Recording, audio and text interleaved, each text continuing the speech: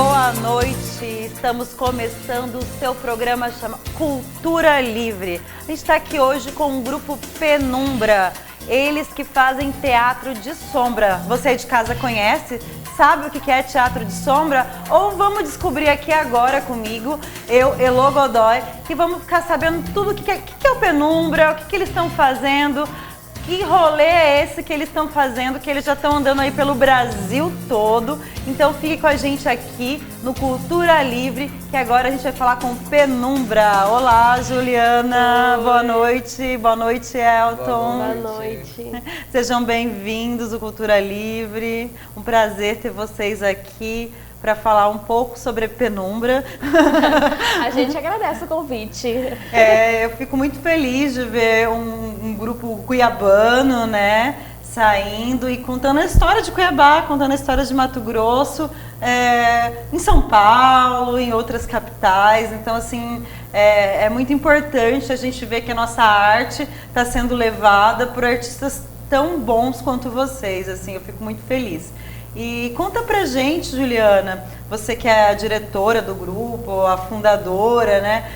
Como que nasce o grupo Penumbra? Qual que é essa ideia de fazer teatro de sombras?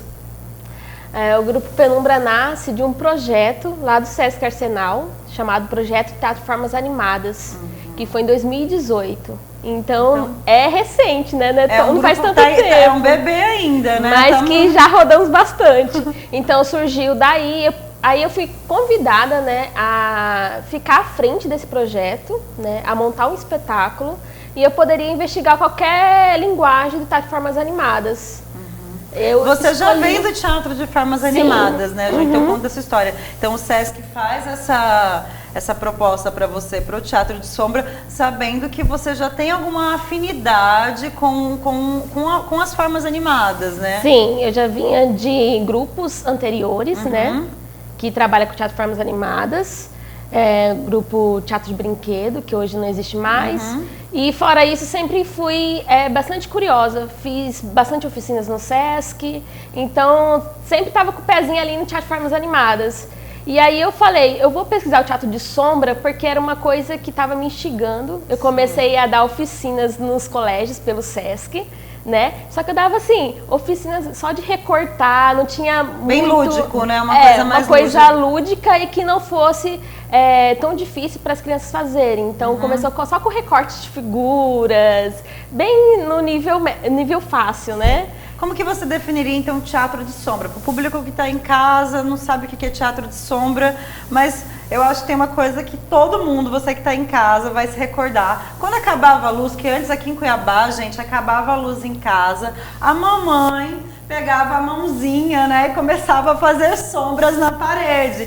Então, daí você já pode ter uma ideia do que é brincar com a sombra, né? E eu lembro, minha mãe contava história de terror com sombra, era aquela coisa engraçada e acabava fazendo a gente se interter, porque não tinha o que fazer, estava sem luz e o negócio era fazer sombra. E para você, Ju, o que é o teatro de sombra? Como que você define teatro de sombra? Eu vejo que o teatro de sombra ele é fácil de acontecer, que nem você deu o exemplo, né? Que em casa, né, quando acaba a luz, vira até aquela algazarra, né? Porque é bem bacana, né? De você vai através do seu corpo, né? Geralmente a gente coloca, né? Faz a mãozinha, como você fez e tal. Então o teatro de sombra, ele precisa de poucos elementos para acontecer. Basta eu ter o escuro, a luz, algum objeto, uma figura e um anteparo, né? Uma parede, um lençol, que ele já acontece. E sem falar que, assim, o teatro de sombra, ele tem um grande diferencial. Por quê? Porque você pode brincar, você brinca também. Então, você brinca com a luz. Às vezes a luz se mexe, mas você está lá parado. Mas dá a impressão que você está se mexendo. Então, às vezes você se mexe, a luz se mexe também, você pode colocar cor, né? Você pode colocar gelatinas coloridas e fazer uma tela que fique azul, como se fosse noite. E assim vai, a gente vai pirando, né? Pirando nessas investigações de teatro de sombra. E você pode dar zoom, como no cinema, né? você pode afastar, deixar um plano geral. E isso que é bem bacana o teatro de sombra, assim. Então o teatro de sombra, ele está presente então há muito tempo, né? Você vê assim que as pessoas vão sair de casa que, eu não sei o que é teatro de sombra. Com certeza já teve alguma experiência, mas também é um teatro pouco feito aqui em Cuiabá, né, Elton? A gente vê que poucos grupos são de teatro de sombra. O que você acha, Elton? Por que pouca gente ainda investiga o teatro de sombra? Eu acho que o Grupo Penumbra é o único grupo a trabalhar com teatro de sombra, né, Juliana? Em Cuiabá e também no Mato Grosso. E eu acredito que nós somos ainda o único pela falta de acesso a profissionais que trabalham com essa linguagem. Acredito muito que o Penumbra ele só pôde existir graças ao Sesc Arsenal, que trouxe 2 grandes artistas do Brasil renomado para nos dar oficina, que é o Alexandre Fávero e o Rafael Cursi. Se não fosse esses profissionais, a gente estaria sem base, a gente iria estar estudando autodidata. Eles vieram, nos deram oficina e ensinaram um pouco da linguagem dele, da prática deles, entendeu? Aí a partir daí a gente conseguiu criar o nosso jeito de fazer teatro de sombra, o jeito Penumbra de criar sombra. A gente mistura as linguagens do Cursi, do Fávero e criamos o jeito Penumbra de fazer sombras. Que traz um pouco de cada artista, né? Que hoje, quem compõe, Juliana Grazella, hoje, o Grupo Penumbra? Quem está com você nessa formação atual, né? Que já passaram bastante gente e hoje ficou esse grupo que já está aí há 2 anos, né, juntos. Sim. Então, eu estou na direção e na produção e também sou sombrista, né? Tem o Elton, né? E aí também a gente está nos outros espetáculos também, a gente faz a dramaturgia, a gente tem um segundo espetáculo, né? Aí tem o Jair Júnior, faz sonoplastia e, na verdade, todo mundo faz tudo, né? Aí tem o Júlio Rocha e o Johnny Side. Daí todo mundo faz um pouquinho. Daqui a pouco a gente vai conhecer melhor esses outros artistas que estão aqui com a gente e vão entrar no próximo bloco para a gente conversar um pouquinho mais. E vocês fizeram um documentário, né, sobre o Grupo Penumbra, sobre o espetáculo, né? Conta pra gente, Elton, você que dirigiu esse documentário. Esse documentário foi dirigido por mim e pelo Jean Pablo. E a gente tentou contar um pouquinho do processo da construção da Vila de Pantolux, que é o espetáculo, o nosso primeiro espetáculo, né? E que já viajou aí para vários lugares, graças a Deus. E esse documentário ele visa isso, mostrar para o público quem é o Grupo Penumbra, como surgiu a Vila de Pantolux e quem são as pessoas da Vila de Pantolux. Que na verdade é aqui... São pessoas reais, sim, né? É aqui do nosso lado, em Chapada dos Guimarães, na comunidade João Carro. E pouca gente conhece essa história, né? Tanto que quando eu fui assistir o espetáculo mesmo, eu falei, nossa, aqui do meu lado, e eu não conhecia, eu não sabia que tudo isso tinha acontecido. A Vila de Pantolux, ela foi toda inspirada na inundação do Lago do Manso, na região de Chapada dos Guimarães, na região de João Carro, que é da onde eu venho, né? Que é da onde eu fui criado. Então o grupo, ele conhece a minha história e todo mundo resolve pegar ela para fazer um espetáculo. E isso para mim é motivo de muito orgulho. Com certeza, né? Vamos assistir então um pouquinho do teaser da Vila de Pantolux, né? O documentário chama-se A Vila de Pantolux, João Carro. Vamos lá assistir então.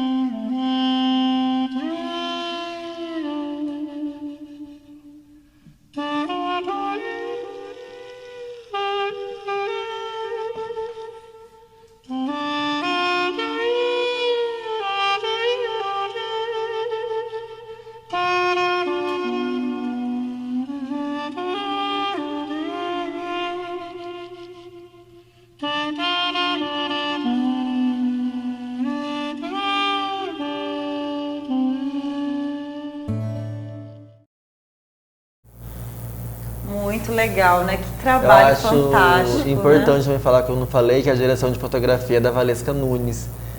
E todo mundo que participou da produção desse documentário fez de maneira voluntária, né? Isso é importante falar. Então eu agradeço muito o Jean Pablo, a Valesca e ao MT Queer, que é quem fez toda a produção.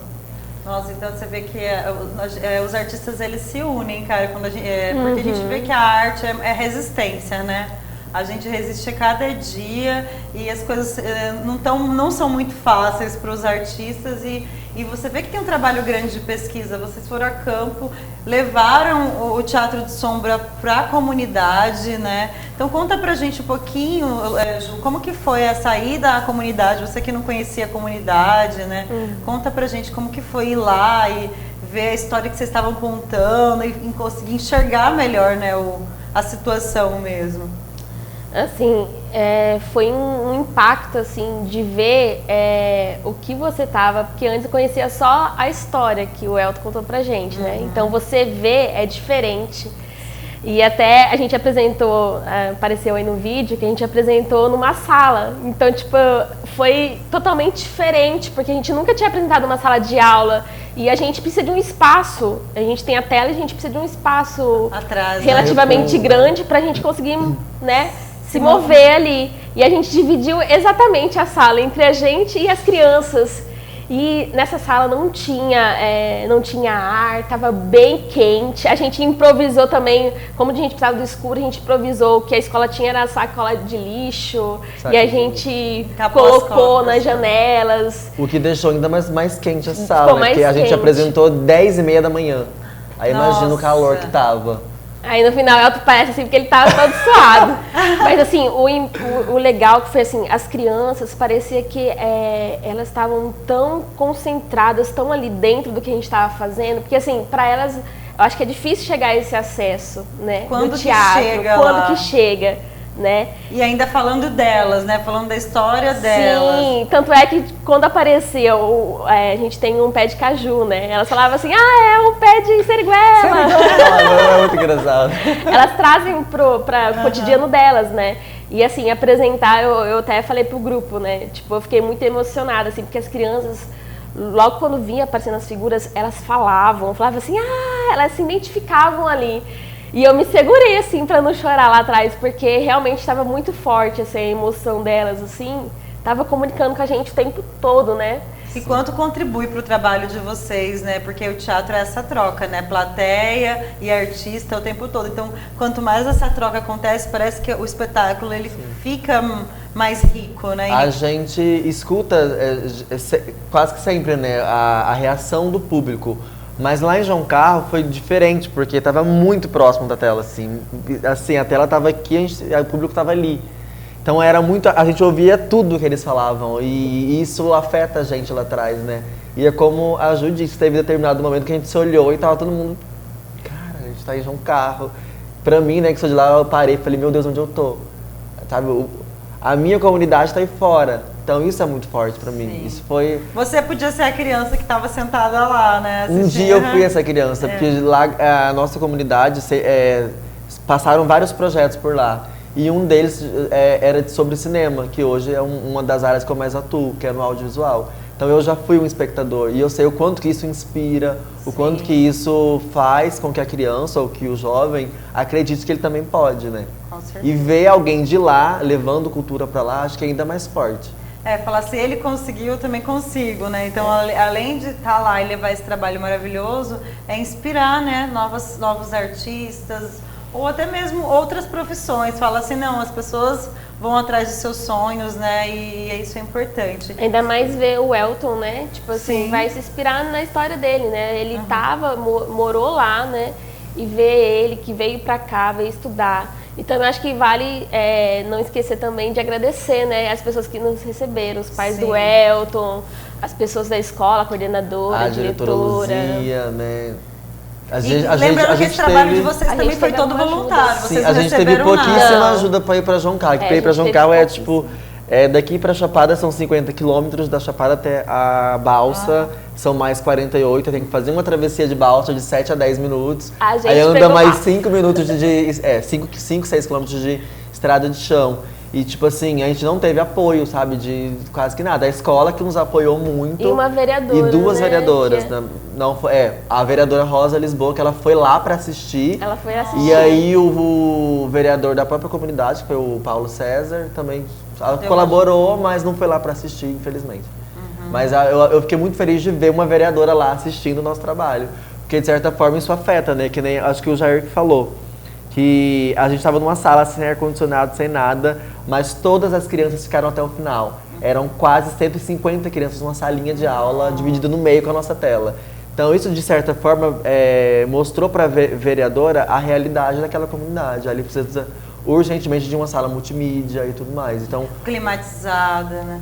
a gente também teve um papel, eu acredito, de levar, não sei como é que eu digo isso, mas de tentar alertar para o que está acontecendo ali dentro da própria comunidade. A gente acredita num teatro de transformação, né? Que a Sim. gente transforma algo e algo transforma a gente. Então eu acho que é isso. Vocês foram lá e transformaram a realidade deles e eles de alguma forma transformaram vocês. É essa troca, né? E Ju, conta pra gente então assim, mais ou menos como que é o espetáculo Vila de Pantolux e quais são os outros espetáculos que o Penumbra tem?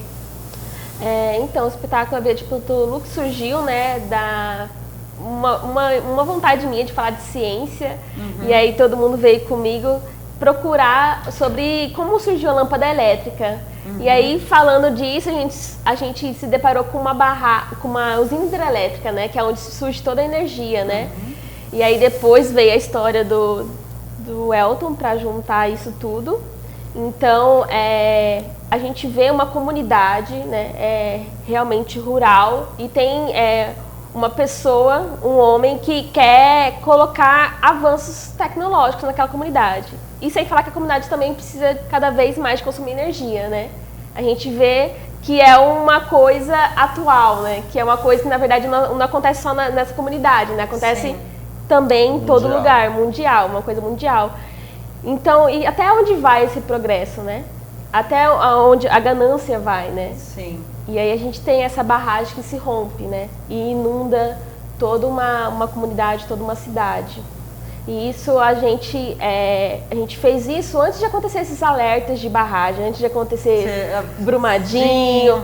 A gente apresentou em São Paulo, né? Depois a gente vai falar mais sobre, mas a gente apresentou em São Paulo, a gente vê que agora tem notícias de alagamento em São Paulo. Sim, Guarujá né? tá. Então, tipo, é uma coisa que tá atual, tá super atual. E quem vê o nosso espetáculo sempre vem nos relatar isso, né?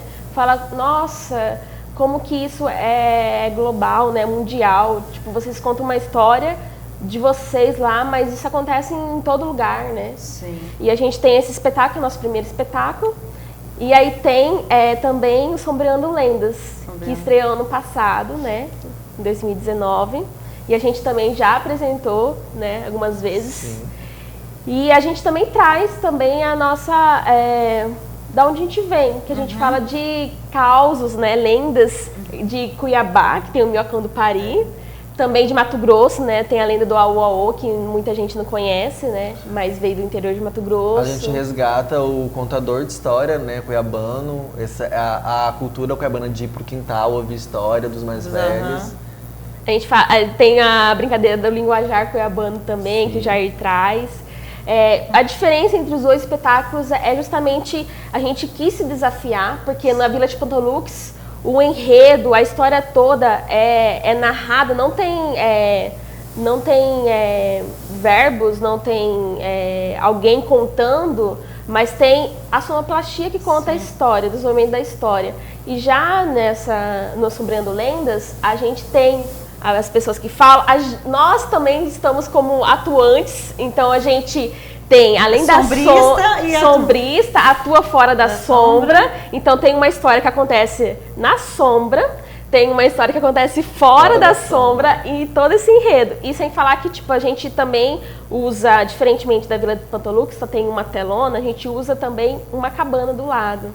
Que acontece a história simultaneamente, às vezes, também. Na tela e na cabana. Nossa. Então é bem diferente um do outro, assim. Que legal. E como que veio essa ideia de fazer essa sobre lendas? Quem que no grupo, vamos fazer sobre lendas, como que nasce isso? E como que vocês começam essas pesquisas? Para onde vocês vão? Vão para pesquisas? Vocês quiseram ficar só no Mato Grosso mesmo? Ou pesquisaram outras lendas, aí voltaram para Mato Grosso? Como que foi isso? Então, é bacana como as coisas vão fluindo assim, no nosso grupo, né? As coisas vão acontecendo. Porque a gente foi fazer uma residência, eu e o Jair, né? A gente foi fazer uma residência no Rio Grande do Sul. E lá com o Alexandre Favro, que veio, né? Já veio no projeto. Uma imersão de sombra. Uma imersão de sombra. A gente ficou uma semana e aí a gente ficou lá treinando e cada um tinha que desenvolver um projeto individual.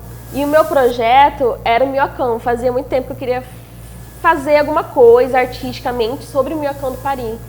E aí eu coloquei isso na sombra. A gente fez cenas lá. E aí o Jair foi fazer o dele e chegou também numa lenda, né?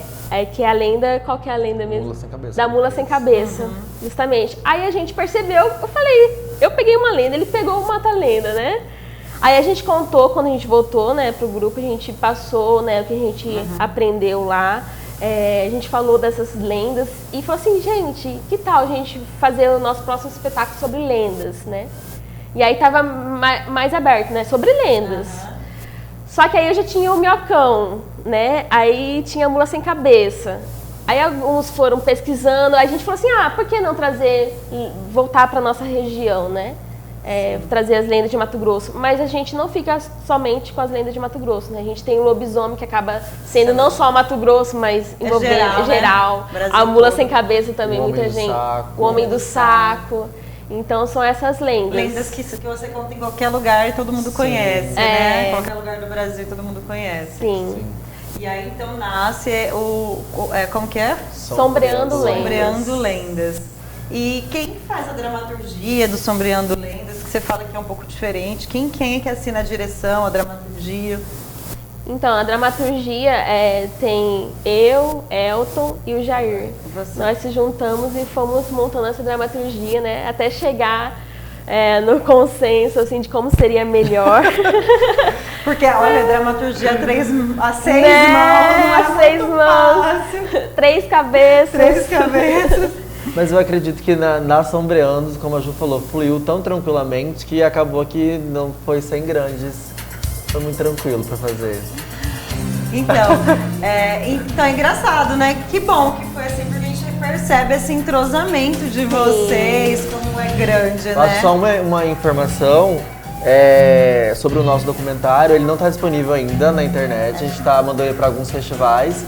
Aí no meio do ano a gente vai disponibilizar pro YouTube, vai talvez passar no Sesc também, né? No Sesc, tem teatro. Tem o Grupo Penumbra no Instagram, né? Então sigam lá pra assistir o documentário, ver como que isso aconteceu. E se inspirar também, porque vocês também podem, se você é artista e quer fazer teatro de sombra, converse com o Grupo Penumbra, chega aqui, porque eu acho que tem muito a trocar, eu acho que essa troca é importante, né? E vamos ficar ligados então na agenda do Penumbra para assistir o documentário, que pelo teaser já deu para ver que tá lindo, lindo demais. E nosso primeiro bloco chegou ao fim e a gente volta no segundo bloco com o Grupo Penumbra. A gente vai falar com as áreas técnicas, então você vai ficar sabendo como é feita a iluminação, a sonoplastia. Fica com a gente aqui no Cultura Livre.